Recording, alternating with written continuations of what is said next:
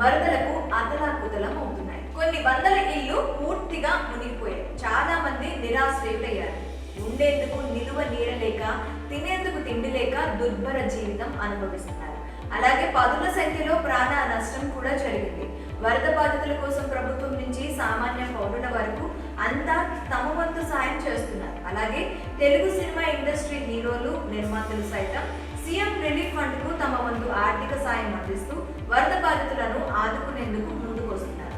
ఇదే సమయంలో చాలా మంది నుంచి కొన్ని ప్రశ్నలు వ్యక్తమవుతున్నాయి.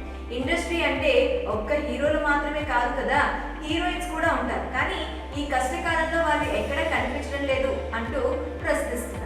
ఓవైపు చిరంజీవి, బాలకృష్ణ, నాగార్జున, పవన్ కళ్యాణ్, రామ్ చరణ్, మహేష్ బాబు, ప్రభాస్, అల్లు అర్జున్, విశ్వక్ సేన్, సిద్ధు జొన్నలగడ్డ లాంటి స్టార్లంతా తమ వంతు ఆర్థిక సాయం ప్రకటించారు.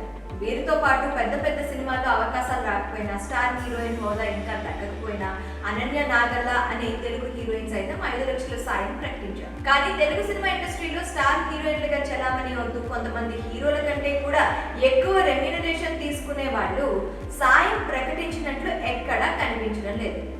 కోట్లు, లక్షలు సాయమే ప్రకటించాల్సిన అవసరం లేదు. కనీసం వరదలపై రాష్ట్రాల్లో నెలకొన్న విపత్కర పరిస్థితులపై కనీసం ఒక్క ట్వీట్ కూడా చేయని వాళ్ళు ఉన్నారు. ప్రజలు టికెట్ కొని చూస్తేనే వాళ్ళు స్టార్లు అయ్యారు. ఈ క్రేజ్, పాపులారిటీ, డబ్బు అంతా ఇప్పుడు వరదల్లో ఇబ్బంది పడుతున్న వాళ్ళు ఇచ్చింది. అయినా తెలుగు సినిమా ఇండస్ట్రీలో స్టార్ హీరోయిన్లుగా ఉన్నది మన వాళ్ళు కాదు, అంటే తెలుగు వాళ్ళు కాదు. మన వాళ్ళు కాని వారికి మన కష్టాలు ఏం తెలుస్తాయనే విమర్శలు కూడా వ్యక్తమవుతున్నాయి. అనన్య నాగల్ల, యాంకర్ శ్రవంతిని మన తెలుగు అమ్మాయిలు కనుక వారికి మన కష్టం, మన బాధ అర్థమయ్యేది. అందుకే వారికి తోచినంత ఆర్థిక సాయం అందించారు.